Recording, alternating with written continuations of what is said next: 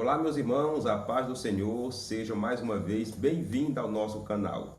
Aqui, Raimundo Alves, evangelista da obra do Senhor, em Araguaína, Tocantins. E estamos hoje para mais um vídeo, mais uma aula do projeto Apoio à EBD, o projeto que apoia você que está aí trabalhando, atuante na Escola Bíblica Dominical.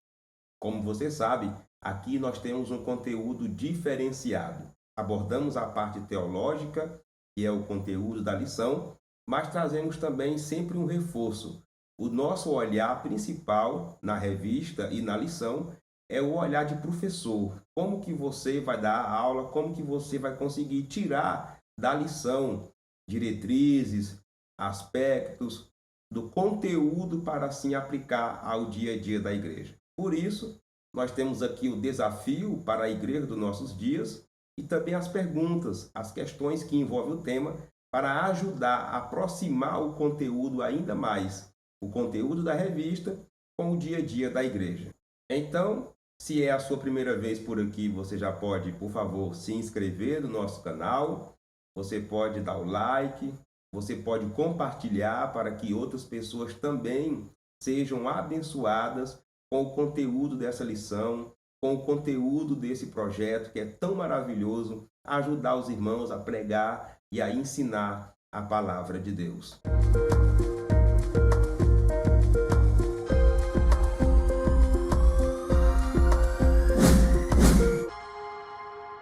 Irmãos, hoje estudaremos a lição de número 6, que tem como tema Paulo no poder do Espírito Santo.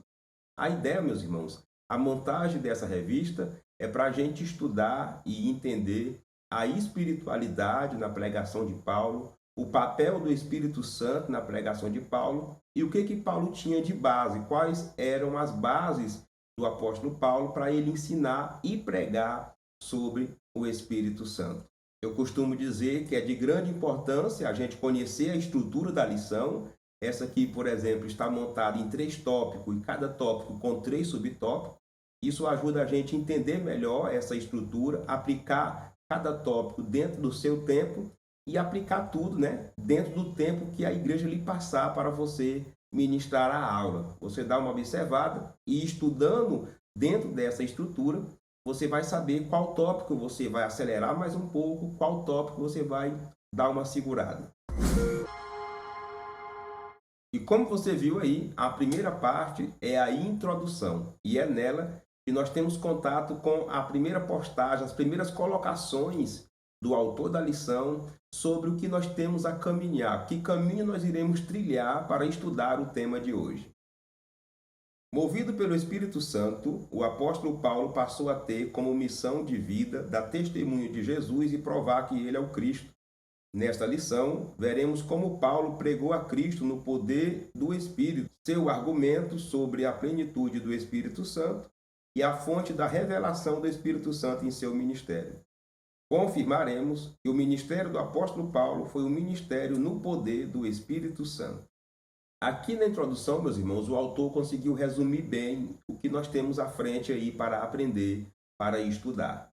Nós iremos estudar que o foco do ministério do apóstolo Paulo era falar de Jesus, era através de debates e conversas e da pregação, provar que Jesus era o Cristo.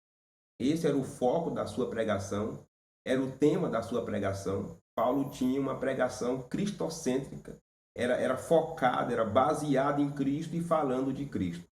Só que isso não foi feito com inteligência meramente humana, foi feito através do poder do Espírito Santo. E é isso que nós iremos estudar hoje.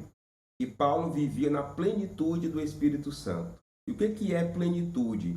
É o completo, é o cheio, né? É o full, é o momento em que realmente ele se entregou e o Espírito Santo estava presente no seu ministério e ele pôde viver tudo que o Espírito Santo tinha de disponível para a igreja e também para a vida dele.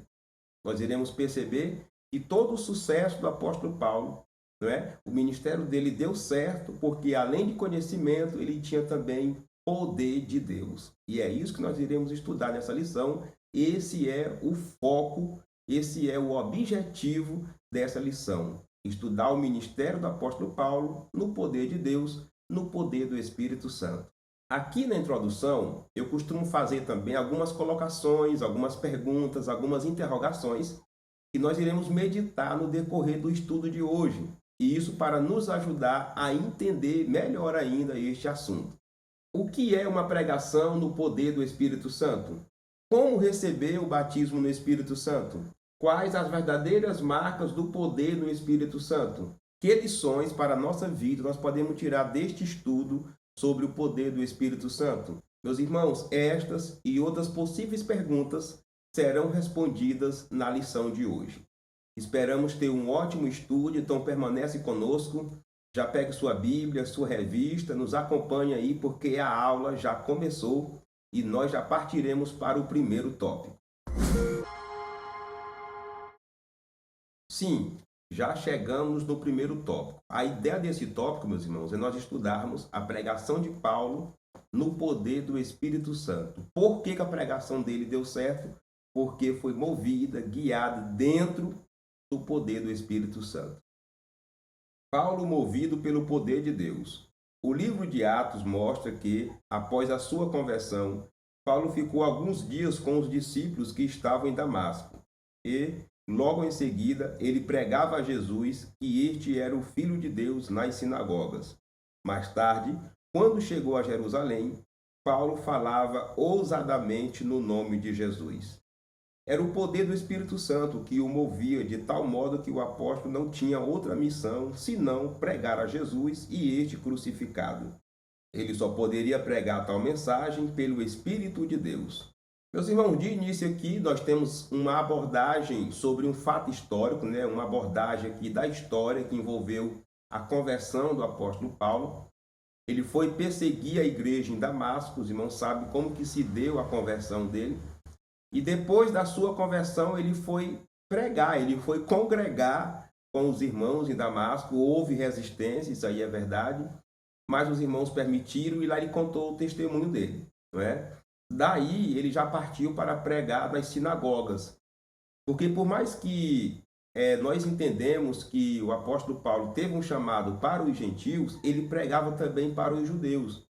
E numa linguagem aqui mais assembleana, aqui bem próxima aqui da Assembleia de Deus, sinagogas era como se fossem as nossas congregações, sabe? Porque o templo existia em Jerusalém, não é? Que foi ali reconstruído por Herodes, mas no período ali interbíblico, por exemplo, surgiram as sinagogas, que foram pequenos templos onde os judeus adoravam a Deus, faziam ali os seus rituais. Então, o apóstolo Paulo, você vai encontrar muito no livro de Atos, citações dizendo que, hora por outra, ele estava nas sinagogas pregando para os judeus. E aqui nós temos uma abordagem também dizendo que isso não era meramente palavras vãs. Toda a pregação de Paulo, a cristologia que envolvia a pregação de Paulo e o poder do Espírito Santo era dada pelo próprio Espírito Santo. Paulo não teria aquela ousadia, aquela coragem e aquele entendimento se ele não tivesse o Espírito Santo na sua vida, e isso contribuiu muito para o sucesso da sua pregação. O caminho da pregação. Depois do estágio no deserto da Arábia por 3 anos, Paulo voltou a Damasco e daí foi para Jerusalém. Não teve uma recepção calorosa, porque os cristãos de Jerusalém, inclusive os apóstolos, ainda temiam a presença do antigo Saulo de Tarso. Ele foi acolhido na igreja-mãe e todos ouviram o seu testemunho e, sem se intimidar, ele pregava ousadamente para os judeus e gregos da cidade. Entretanto, Paulo recebeu uma revelação de que deveria sair de Jerusalém. Bom, irmãos, aqui nós temos um subtópico que eu julgo ele até desnecessário, sabe? Porque nós acabamos de falar sobre isso no tópico anterior e aqui o autor repete de novo, porém assim de uma forma mais detalhada, né? Ele diz que após os 3 anos que Paulo ficou na Arábia, ele volta para Damasco e de Damasco ele vai para Jerusalém. Ele diz que houve resistência, né? Porque os irmãos temiam. Naquele tempo não tinha internet, não tinha WhatsApp, não tinha redes sociais para avisar as coisas tão rápido, né? Então, mesmo sabendo que Saulo, né, havia se transformado em Paulo, havia se tornado um cristão, havia ainda também um temor. Mas ele foi lá em Jerusalém, pregou, deu seu testemunho, pregou para os judeus e também pregou para os gregos. Paulo e as duas viagens missionárias. Na primeira viagem, Paulo estava acompanhado por Barnabé, que era um conselheiro competente. Os dois passaram por vários lugares e visitaram os discípulos que estavam em Antioquia, Finícia, Chipre e outros pequenos lugares. Na segunda viagem, Paulo e Barnabé voltaram a Antioquia, porque a igreja de lá havia crescido e se tornou o ponto de partida para visitar outras cidades. Nessa viagem, eles passaram por Listra, Troade, Filipos, Tessalônica, Bereia, Antenas, Corinto e, por fim, Éfeso. Em todas essas viagens, o Espírito Santo movia o ministério de Paulo. Bom, irmãos, aqui nós temos a abordagem aqui das duas viagens de Paulo. É um assunto muito extenso. Eu recomendo, se você tem na sua igreja meios como reproduzir o mapa que você vai vir a seguir ou outro mapa, reproduza para ajudar os irmãos a entender. Esse subtópico aqui, ele é um subtópico que deve ser mais mostrado do que falado, né? Porque o tema aqui é sobre as viagens, então tem que mostrar a cidade, tem que mostrar os lugares por onde o apóstolo andou. Eu preparei aqui uma arte para a gente dar uma olhada, para poder lhe dar um norte de como você deve ministrar esse subtópico. Bom, irmãos, temos aqui nessa arte o mapa da primeira viagem do apóstolo Paulo. Você pode ver aí as cidades por onde ele passou. Essa viagem aconteceu por volta dos anos entre 46 e 49, depois do nascimento de Jesus. Foi nessa primeira viagem que João Marcos, que era sobrinho de Barnabé, que estava com Paulo, né, abandonou a equipe e depois causou um problema lá na outra viagem. Foi nessa viagem também que o apóstolo Paulo curou um coxo, né, e depois foi apedrejado, quase indo à morte. Nessa viagem aí, ele pregou tanto para judeus como para gentios. Agora nós temos aqui uma arte da segunda viagem missionária do apóstolo Paulo. Ela ocorreu por volta do ano 51 depois de Cristo, e nessa viagem aí já havia ocorrido aquele problema entre Paulo e Barnabé. Então Paulo foi com Silas, que também é conhecido como Silvano. Foi nessa segunda viagem aí que o apóstolo Paulo recebeu aquela visão, não é? Que um homem apareceu e disse: passa para nos ajudar aqui na Macedônia, não é? Foi nessa viagem aí que também ocorreu isso. E segundo a maioria dos teólogos, foi também na segunda viagem que Paulo escreveu a carta aos Tessalonicenses. Aí você pode concluir esse subtópico aqui, ressaltando também a presença de Barnabé, que era um amigo, um conselheiro, um ajudante competente do ministério do apóstolo Paulo, assim também como foi Silas, né? E mostrar também que todas essas viagens aí, tudo isso aí que ocorreu foi guiado pelo Espírito Santo de Deus. O desafio para a igreja dos nossos dias, meus irmãos, é o desprezo ao Espírito Santo. Sim, devido a grandes mudanças na espiritualidade de pessoas da igreja, nós temos algumas igrejas que desprezam realmente a pessoa, o agir e o papel do Espírito Santo. Isso se dá, primeiramente, por falta de práticas espirituais, falta de jejum, de oração, de momento com Deus. Isso faz com que as pessoas percam a intimidade com o Espírito Santo. E com o passar do tempo, passa assim a desprezá-lo, a não dar o devido valor e o devido lugar ao Espírito Santo de Deus. Outra característica desse desafio é a falta de avivamento verdadeiro. Mesmo entre as igrejas pentecostais, às vezes nós vemos muito movimento, mas pouco avivamento. Porque o verdadeiro poder do Espírito Santo, a verdadeira presença do Espírito Santo, quando não há desprezo, quando há lugar para o Espírito Santo, há poder de Deus, há presença de Deus, há mudança de vida, há realmente um avivamento verdadeiro. Sem o Espírito Santo, é apenas um movimento. A solução para resolver esse desafio é, assim como Paulo, dar lugar, liberdade para o Espírito Santo comandar, dominar a nossa vida, o nosso culto, a nossa pregação, o dia a dia da nossa igreja. A questão desse tópico está relacionada aí à pregação do apóstolo Paulo. O que é uma pregação no poder do Espírito Santo? Bom, irmãos, a maioria das igrejas pentecostais acreditam e até gostam de uma pregação no poder do Espírito Santo. Mas dentre vários estilos que nós temos de pregação, como saber qual é realmente uma pregação que tem poder do Espírito Santo? Eu lembro de uma vez que eu estava ensinando na igreja e porque eu não falei em línguas, porque eu não fiz muito movimento ali, alguém chegou em mim e disse, olha, a pregação foi boa, mas faltou unção. Então aqui eu quero trazer para você algumas ideias para nos ajudar a entender o que é uma pregação realmente no poder de Deus. A primeira característica é que ela é baseada na palavra. Por mais que tenha grito, agito, pula-pula, corre para um lado, corre para o outro, mas nenhuma pregação no poder do Espírito Santo vai contrariar a Bíblia, tá? Vai contrariar a palavra. Não existe nenhum tipo de pregação, nenhum tipo de revelação que seja realmente de Deus, no poder de Deus, no poder do Espírito Santo, que vai contrariar o que ele já deixou escrito nas Escrituras. Outra característica é que ela produz resultados espirituais práticos. Essa mensagem que você ouve e volta para casa e não teve mudança de vida, ou talvez você nem lembre o que ela foi pregada, não foi no poder de Deus. Pode ter sido no agito, no emocionalismo, mas não no poder do Espírito Santo.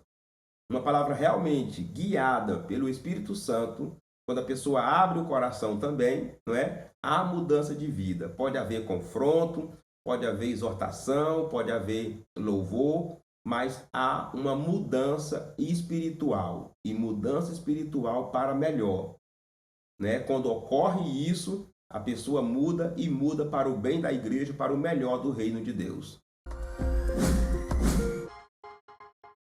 Como recurso pedagógico, você pode fazer uma pesquisa e relacionar, mostrar para os irmãos aí os principais movimentos, os principais eventos em que o poder do Espírito Santo estava presente na pregação e na vida do apóstolo Paulo. Daí, meus irmãos, vocês podem concluir esse tópico destacando que a pregação de Paulo era uma pregação cristocêntrica e era guiada pelo Espírito Santo, falando também que as viagens missionárias dele também foi conduzida dentro do poder do Espírito Santo, e leve aí a sua igreja, o seu público, a meditar de como está o nosso relacionamento, o nosso chamado com o Espírito Santo. Já chegamos no segundo tópico, e o propósito desse tópico é a gente conhecer os argumentos, a pregação do apóstolo Paulo sobre o Espírito Santo. E ele é baseado principalmente no episódio que nós lemos aí na leitura bíblica, que Paulo chegou em Éfeso e havia ali alguns irmãos que não eram batizados no Espírito Santo e nem conheciam, nem tinham ouvido falar sobre ele. Paulo aclara o ensino sobre a plenitude do Espírito. Quando Paulo voltou a Éfeso, deparou com um grupo de discípulos que seguiu o ensino de Apolo e foram batizados com o batismo de arrependimento de João Batista. Esses discípulos não conheciam a doutrina do batismo no Espírito Santo. Eles haviam crido em Cristo, mas nada sabiam da experiência do Pentecoste. Paulo percebeu que, a despeito de terem crido no Cristo das Escrituras, eles não haviam recebido o poder do Espírito para se tornarem testemunhas do Senhor. Nesse episódio, nós temos aqui, podemos dizer, uma falha da igreja primitiva, não é? Porque os irmãos acreditaram em Jesus, ouviram sobre Jesus, já tinham crido em Jesus, já eram crentes, ensinado principalmente por Apolo, porém desconheciam o Espírito Santo, que é o Paráclito de Deus, que é o ajudador da igreja. Então eles nem eram batizados no Espírito Santo e nem conheciam, nem tinham ouvido falar sobre o Espírito Santo. Olha o quanto que a doutrina da igreja, a pregação da igreja ainda estava em fase inicial, né? Ainda não havia um entendimento 100%, uma explicação 100% sobre toda a doutrina que envolve o cristianismo. O autor aborda aqui dizendo que eles não tinham ouvido falar ainda sobre o Espírito Santo e nem sobre o dia de Pentecoste. Eu discordo nesse ponto. Eu acredito que os irmãos sabiam sim sobre o dia de Pentecoste, porque foi um grande movimento, foi o marco da igreja, foi a inauguração poderosa pentecostal da igreja, não é? Então eu acredito que eles sabiam do dia de Pentecoste. Eles não acreditavam é que aquele poder, aquele revestimento de poder ocorrido no dia de Pentecostes, lá no cenáculo, era também para eles, não é? Foram ensinados simplesmente no batismo de João. E isso mostra para nós que essa cultura, esse ensinamento, essa tradição de batizar nas águas, ela iniciou com João Batista, mas ela continuou ali com a igreja. Os irmãos se batizavam sim quando eles criam em Jesus. Aí o apóstolo Paulo chega, prega para eles, ele diz que nem tinha ouvido falar ainda sobre Jesus, sobre o Espírito Santo, né?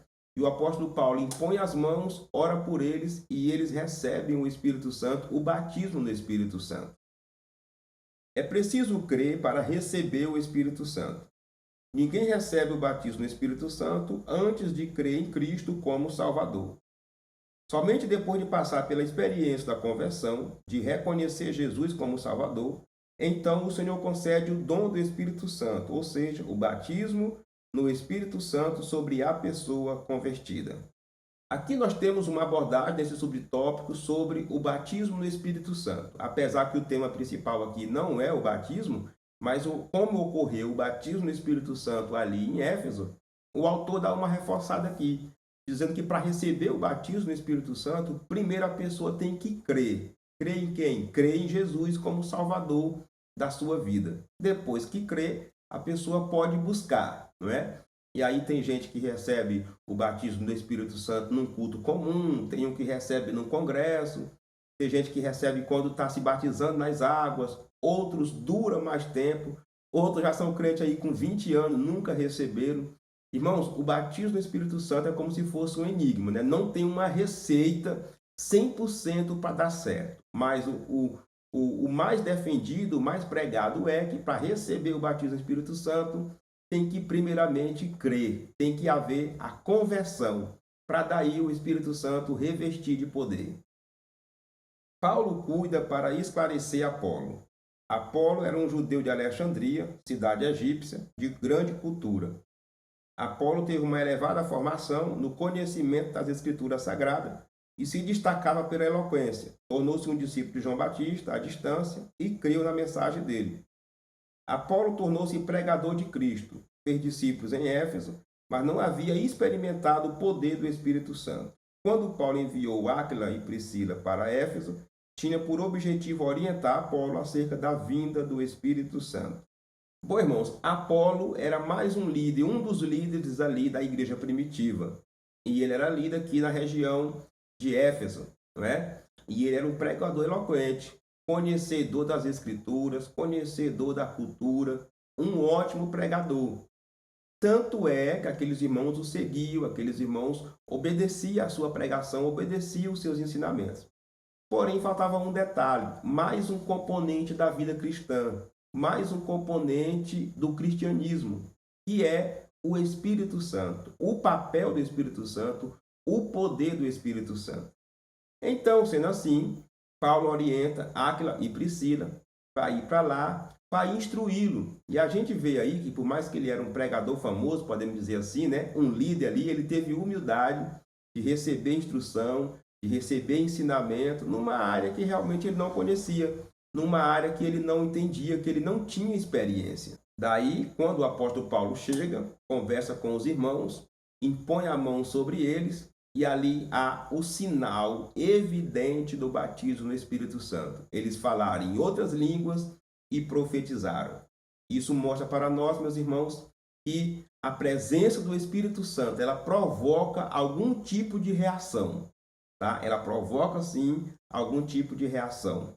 No Novo Testamento a gente vê, sempre que o Espírito Santo foi derramado, houve uma manifestação, e essa manifestação ela foi vista, visível. Nesse caso aqui, o falar em línguas e profetizar. Houve ali um poder de Deus, um avivamento de Deus naquela igreja.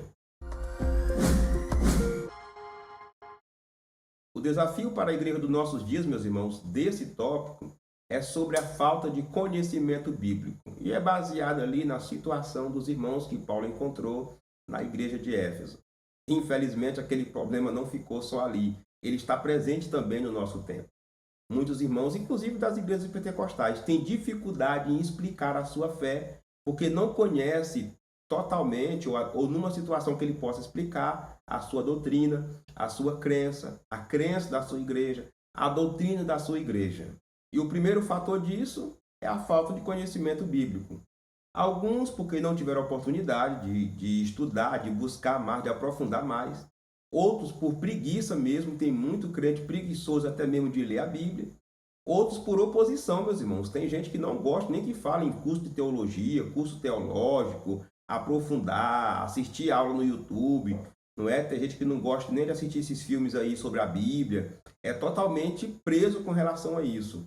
E, de certa forma, isso prejudica o seu conhecimento bíblico, conhecimento das Escrituras e da vida cristã. Um outro fator também marcante desse problema é a falta de experiência espiritual. Sim, sem experiência, a pessoa não tem o que conhecer, não tem o que pregar, não tem o que ensinar. Porque a experiência, além de fortalecer a nossa fé, fortalecer a nossa intimidade com Deus, nos dá bagagem, conteúdo para ensinar os outros. O apóstolo Paulo chegou em Éfeso, pregou e manifestou ali o Espírito Santo porque ele tinha experiência com Deus, ele tinha experiência com o Espírito Santo e tinha também conhecimento bíblico. Então, uma das formas de resolver esse desafio é fazer que nem o apóstolo Paulo, ter conhecimento, ter estudo, mas também ter presença de Deus, presença do Espírito Santo na sua vida. A questão relacionada a esse tópico é como receber o batismo no Espírito Santo? E, meus irmãos, o que tem de crente que tem essa dúvida, hein? Realmente não tem uma resposta 100% precisa, não tem uma lista, uma receita, mas eu tenho aqui algumas dicas, né? Nós temos irmãos que acreditam no batismo do Espírito Santo, querem receber, mas até hoje nunca receberam. E aí, o que fazer? O primeiro passo é crer e acreditar, viu? Crer em Jesus como Salvador da sua vida, eu acredito que você já fez isso, e acreditar no papel do Espírito Santo. Você sabia que tem gente que tem medo daquele falar em línguas? Tem gente que tem medo de ser batizado no Espírito Santo, então dificilmente recebe, não é? Primeiramente tem que crer em Jesus, tem que acreditar no Espírito Santo e no seu papel, principalmente na parte dele nos revestir de poder, que aí entra o Espírito Santo, o batismo no Espírito Santo. Segundo passo, você precisa querer, você tem que buscar, não é? E essa busca é através de rotinas espirituais. Primeiramente, separação do pecado, viu? Orar, jejuar, se consagrar. Já que é o Espírito Santo que vai lhe batizar, você precisa afinar a sua intimidade com ele. Por isso, você precisa querer e também buscar o batismo no Espírito Santo. E a terceira dica é você dar lugar. Dê lugar na sua vida para o Espírito Santo, no momento do louvor, no momento da pregação. Nas igrejas pentecostais, a gente tem aquele costume, né, de dar glória a Deus, dar aleluia. O certo é que se você ficar lá no banco calado, ou até mesmo quando o pregador chama você lá na frente, aí você fica olhando para um, olhando para outro, olha para um lado, olha para outro, você não se concentra naquele momento, você não dá lugar ao Espírito Santo, ele não vai lhe batizar. Não é? Tem gente que vem receber a oração, ele fica calado, ele não fala nada, ele não dá lugar. Então é preciso dar lugar, tá? Como eu disse, não há uma receita 100% para poder ser seguida, para receber, mas eu espero que essas dicas aí possam lhe ajudar ou ajudar alguém que possivelmente pergunte isso durante a aula.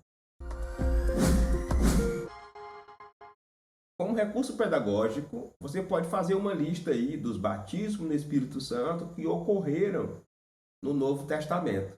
Tá? Isso vai ajudar os irmãos a entender como é que funciona, como é que é esse processo e entender que isso também faz parte da igreja. Tá? O batismo do Espírito Santo fazia e ainda hoje faz parte da igreja.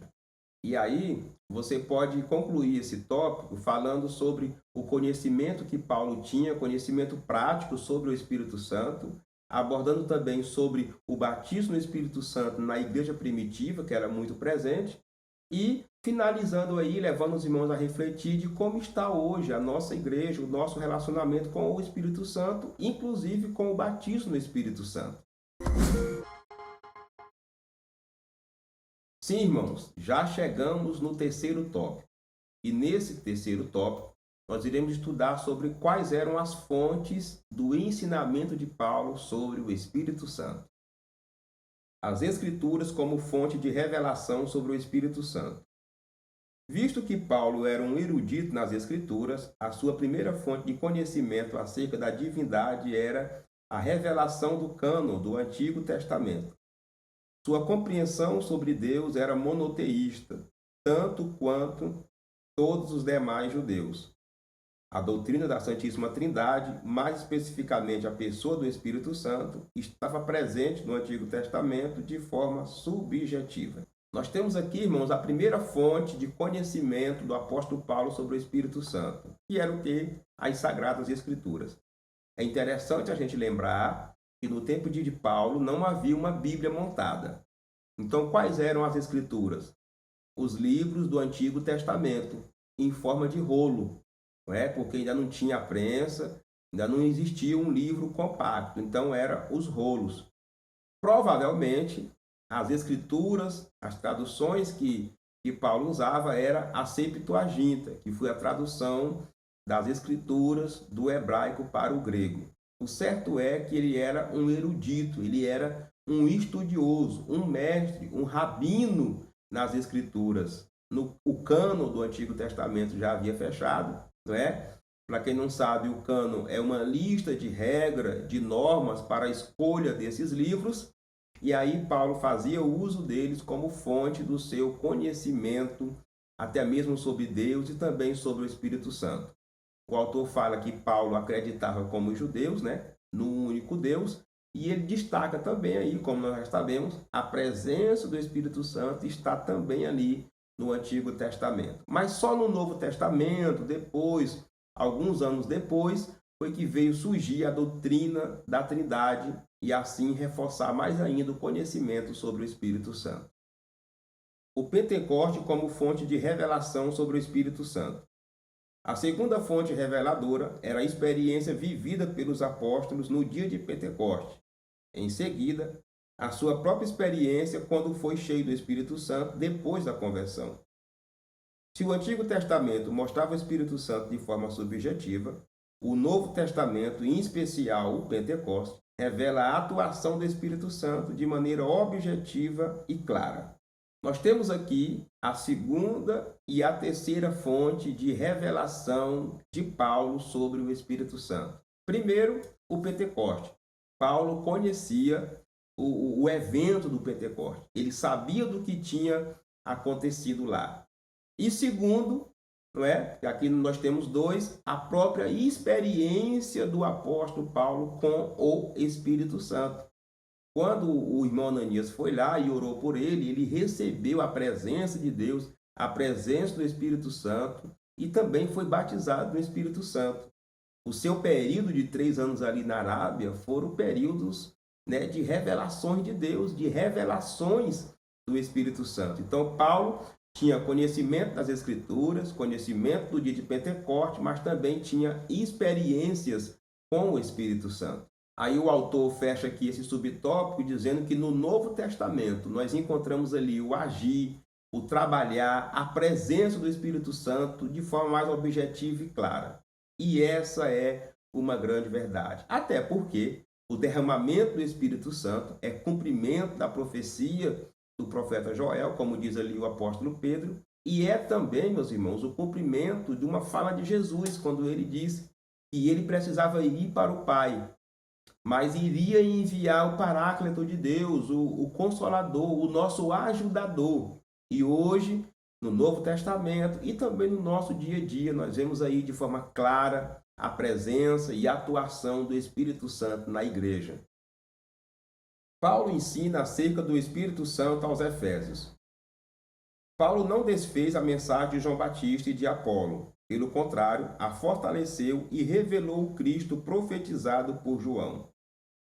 Paulo anuncia sobre o Espírito Santo e os efésios recebem a mensagem que havia sido consumada no dia de Pentecostes. Então, ora por eles, impõe as mãos e o Espírito Santo é derramado como chuva abundante sobre todos e começaram a falar em línguas e a profetizar. Iniciou-se um grande avivamento na igreja de Éfeso, que levou os discípulos a anunciarem Jesus como Salvador e a igreja crescer. Sinais e prodígios foram marcas externas da presença e do poder do Espírito Santo na vida da igreja. Irmãos, aqui nesse subtópico nós temos algumas citações interessantes. Primeiro, que Paulo não foi lá humilhar, confrontar nem a pregação de João Batista, nem o costume da igreja que tinha de batizar, não é? E muito menos a pessoa de Apolo. Paulo foi lá, ensinou, mostrou a verdade. Isso demonstra principalmente humildade, meus irmãos. Como nós estudamos na lição anterior, a humildade é um dos efeitos da mensagem da cruz. E Paulo pregava e vivia essa mensagem. Aí o autor fala aqui que aquele mover do Espírito Santo provocou ali um grande avivamento na igreja dos Efésios. Isso levou eles a falar em línguas, a profetizar, mas também, meus irmãos, a testemunhar de Jesus. E está aí uma das características de uma igreja avivada. Ela não se contenta de ter Deus, de ter Cristo só para ela. Uma igreja avivada, ela é envolvida com missões, é envolvida com evangelização. Uma outra marca aí do poder do Espírito Santo que caiu ali foram sinais e prodígios que acompanharam o apóstolo Paulo, acompanharam também a igreja. Ei, meus irmãos, quando uma igreja dá lugar ao Espírito Santo, as manifestações, os sinais, as curas, libertações espirituais acontecem de verdade. O desafio para a igreja dos nossos dias, meus irmãos, baseado neste tópico, é sobre as fontes erradas. Sim, tem muita gente em busca de conhecimento, tem muita gente querendo conhecer mais, querendo receber mais de Deus, porém está buscando na fonte errada. Algumas dessas fontes são livros errados, heresias, seitas, mensagens e ensinamentos que até contrariam a Bíblia, até contrariam os ensinamentos de Deus. Infelizmente, tem muita gente enganada com alguns ensinamentos pervertidos, ensinamento errado sobre Deus. Tem muita gente até envolvida com ocultismo, não é? Tem muita gente envolvida com magia, achando que está agradando a Deus. Mas nós temos também presente nos nossos dias as fontes virtuais, as internets da vida, as redes sociais da vida. Tem gente que está abandonando o ensinamento do seu pastor, tem gente que está abandonando o ensinamento da sua igreja, o culto da sua igreja, e está se alimentando de comida simplesmente da internet. Não conhece quem é o pregador, não conhece quem é o pastor, com revelações aí sobrenaturais, coisas até mesmo antibíblicas, mas tem gente bebendo em fonte errada, tem gente se alimentando em fonte errada. A internet é uma grande ferramenta na pregação do evangelho, mas também é um perigo você se dedicar exclusivamente à sua fé, o seu alimento espiritual dessa fonte. Uma forma de resolver esse desafio é você congregar numa igreja, conhecer quem é o pregador que está ali, o pastor que está ali, você conhecer as escrituras, que é a base de fé do cristão, do cristianismo. Conhecendo as escrituras, você vai ter já ali uma base se aquela fonte é confiável ou não é confiável. A questão desse tópico, meus irmãos, é baseada ali no resultado do mover do Espírito Santo ali na igreja de Éfeso. E a questão é: quais as verdadeiras marcas do mover do Espírito Santo? Como eu falei antes aqui, frequentamos uma igreja pentecostal e muita gente vê muita coisa estranha, né? Tanto movimento, roda-roda, pula-pula, rodopia ali, rodopia pular, mas e aí? Quais são as marcas verdadeiras de alguém que foi avivado, que recebeu o poder de Deus? Primeiramente, há uma exposição visível. O nosso corpo, meus irmãos, ele tem uma matéria, né? Ele é composto por uma matéria. E geralmente, quando esse corpo aqui está cheio do Espírito Santo, há uma exposição física, como ocorreu ali nas igrejas, ali na igreja de Éfeso, não é? E em outras igrejas também que ocorreram o batismo no Espírito Santo. Então, alguém pula, alguém se alegra, alguém bate palma, alguém canta, alguém sorri, alguém chora. Nós temos diversas exposições físicas e emocionais da presença do Espírito Santo na vida de alguém. Uma outra característica do poder de Deus é que nós somos estimulados a testemunhar de Jesus, a fazer missões, a evangelizar. Uma pessoa que realmente está cheia do poder do Espírito Santo, ele não vai segurar esse poder para ele. Ele vai querer compartilhar com alguém. Então aí estão as características da presença do poder do Espírito Santo. Existem outras, mas eu vou ficar aqui só com essas duas. Como recurso pedagógico, faça aí uma busca, uma consulta e faça uma lista aí dos episódios, dos eventos, dos textos bíblicos que mostra que a pregação de Paulo realmente era movida pelo poder de Deus, pelo poder do Espírito Santo de Deus. Sendo assim, você pode concluir esse tópico mostrando para os irmãos, confirmando com ele as bases que o apóstolo Paulo tinha, que era as Escrituras e a sua experiência espiritual com Deus. E nessa conclusão, leve também aos irmãos refletir, pensar, né? Como está a nossa base de crença, como está a nossa base de fé, para assim fazer a obra de Deus. Sim, já chegamos na conclusão. Como passou rápido, hein? E é aqui na conclusão é onde o autor faz o fechamento das ideias, viu? É aqui que nós vamos fechar para a igreja todo o resumo aí dessa lição, desse estudo bíblico. No poder do Espírito, o apóstolo Paulo, além de realizar curas e milagres em nome de Jesus, levou a igreja em Éfeso a espalhar o evangelho de Cristo. À luz desse exemplo, precisamos resgatar a simplicidade da fé cristã, buscando os sinais que demonstram o poder do Espírito Santo hoje. Bom, irmãos, aqui temos uma conclusão rápida, direta, com poucas palavras, porém com palavras e frases aqui profundas e de grande necessidade e aplicabilidade aqui no fechamento da lição. Primeiramente, o autor fala que o apóstolo Paulo fez sinais, curas e maravilhas pelo poder do Espírito Santo ao testemunhar de Jesus. E isso confirma o que está nas Escrituras, que eu já falei aqui na lição anterior, na lição 5, não é? Que o poder de Deus ele vem na pregação da mensagem da cruz. Tem muita gente querendo sentir a presença de Deus, querendo o poder de Deus. Isso vai acontecer quando você decidir testemunhar de Jesus, assim como fez o apóstolo Paulo. O autor fala também que o apóstolo Paulo levou a igreja de Éfeso a evangelizar, a falar de Jesus, a fazer missões. E isso mostra, meus irmãos, o poder de influência que nós temos, não é? A que você está influenciando alguém, a sua classe de escola bíblica dominical, a sua igreja? Leve isso para os irmãos. O que os irmãos estão influenciando? O que eles estão fazendo com a fé, com o poder de Deus na vida deles? Paulo tinha o poder de Deus na sua vida.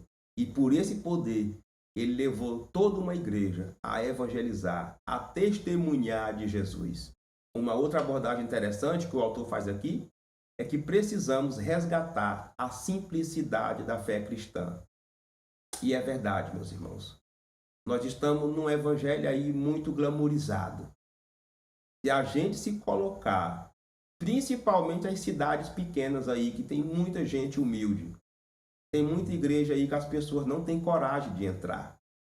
E isso é o mínimo, né? Fora a questão de conversas, argumentos, aquele velho problema de você chegar num ambiente só cumprimentar os crentes, não cumprimentar as outras pessoas. Um outro argumento do autor aqui é que nós precisamos resgatar a simplicidade da fé cristã. E essa é uma grande verdade, meus irmãos. Ora por outra, a gente observa pelos nossos templos, pelos nossos eventos, pelo nosso dia a dia, e precisamos ser mais simples, porque o foco da igreja não é o luxo, não é a vaidade, não é o glamour. O foco da igreja é pregar o evangelho. E o evangelho é simples, sabe? A pregação do evangelho é uma pregação simples, sem enfeite, sem rodopio, sabe? É algo simples, é a mensagem da cruz. E essa questão da simplicidade toca muito em nós que somos líderes, líderes de departamento, pastores, líderes de área, supervisores, presidente de convenção, componente da mesa diretora. Meus irmãos, às vezes, por causa da presença do pecado, né, devido à função que a pessoa exerce, ele tem ali um pouco de arrogância, um pouco de boçalidade, não é? Um pouco de egoísmo. Mas não é isso que a palavra de Deus quer nos ensinar, não é isso que a lição de hoje nos ensina, pelo contrário. Aprendemos com o apóstolo Paulo que ele chegou em Éfeso, encontrou os irmãos ali que não tinham conhecimento sobre o Espírito Santo, ele não foi boçal, ele não foi arrogante, ele foi lá e explicou a verdade, inclusive para Apolo, que não conhecia. E para fechar, ele aborda que nós precisamos buscar os sinais que demonstram a presença de Deus, do Espírito Santo, na nossa vida, na nossa igreja. E é uma grande verdade. Precisamos resgatar, meus irmãos, a presença do Espírito Santo nos nossos cultos, nos nossos eventos, mas também no nosso dia a dia, para que os sinais, os milagres e as curas aconteçam, visando principalmente a glória de Deus, visando a anunciação do Evangelho, visando também libertação de vidas, mas também mostrar para o mundo que existe uma igreja de Jesus, e essa igreja tem o Espírito Santo de Deus. Uma igreja com o Espírito Santo de Deus é uma igreja que tem poder, assim como foi a pregação do apóstolo Paulo. E uma igreja que tem poder, tem cura, tem milagres, tem sinais, tem libertação de vidas que estão possessas de doenças e enfermidades, também doenças malignas. Tudo isso acontece, meus irmãos, como aconteceu com o apóstolo Paulo, como aconteceu ali com a igreja em Éfeso. É possível acontecer na nossa igreja. Basta viver na presença de Deus e com o poder do Espírito Santo. Eu quero aqui agradecer a sua presença, a sua companhia por ter vindo meditar, estudar com a gente e dizer que o propósito dessa lição era isso: estudar a pregação e a vida do apóstolo Paulo guiada pelo poder do Espírito Santo. O meu desejo, a minha expectativa é que o Espírito Santo te use mais uma vez, principalmente você que vai ministrar a palavra do Senhor. Mas se você chegou por aqui, é novato, por favor, se inscreva, dê o like, compartilhe, clica no sininho para ser avisado a próxima vez, na próxima aula, tá bom? Esse é um pedido que a gente sempre faz aqui, porque é assim que a plataforma funciona, tá? Quando você compartilha, você está dizendo para os demais irmãos que tem um material bom na internet, no YouTube, não é? Que esse material pode ser estudado, que pode ajudar os demais irmãos, os professores da escola bíblica, aqueles que não são professores, mas querem conhecer o assunto, aqueles que vão ministrar, que são pregadores. Esse é o propósito desse canal, é o propósito desse projeto. Quero dizer para você que nós estamos presentes nas redes sociais. Nós fazemos publicações quase todos os dias da semana sobre a lição, sobre a revista. Estamos sempre ali envolvidos no Facebook, no Instagram. Tem aí também o nosso WhatsApp, caso você precisa entrar em contato, pedir algum material, pedir algum auxílio ou até mesmo nos levar para a sua igreja. O certo é, eu fico muito feliz, muito grato a Deus e grato também a você por ter chegado até aqui. Tudo bem? O Espírito Santo te abençoe, o Espírito Santo te guie e aquilo que eu não fui capaz de extrair e ensinar para você, que o Espírito Santo extraia, que o Espírito Santo te ensine e que ele te direcione para mais uma aula abençoada. Que dê tudo certo e que o nome de Deus seja glorificado. Que Deus em Cristo te abençoe.